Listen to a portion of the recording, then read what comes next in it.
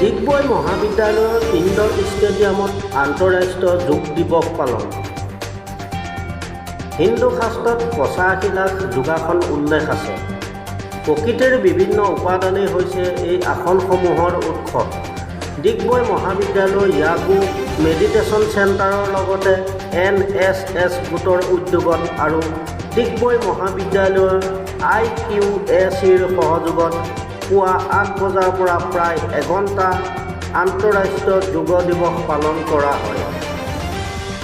উক্ত অনুষ্ঠানত উপস্থিত থাকে যোগগুৰু সুষময় নাথ, যোগগুৰু কন্যা শুভাংগী নাথ, ডিগবৈ মহাবিদ্যালয়ৰ NSSৰ মুৰব্বী ৰাজীৱ ৰুদ্ৰতাৰিয়াল, NSS গোটৰ ছাত্ৰ-ছাত্ৰী, মহাবিদ্যালয়ৰ অধ্যাপিকা বেবী ঋতু ফুকন আৰু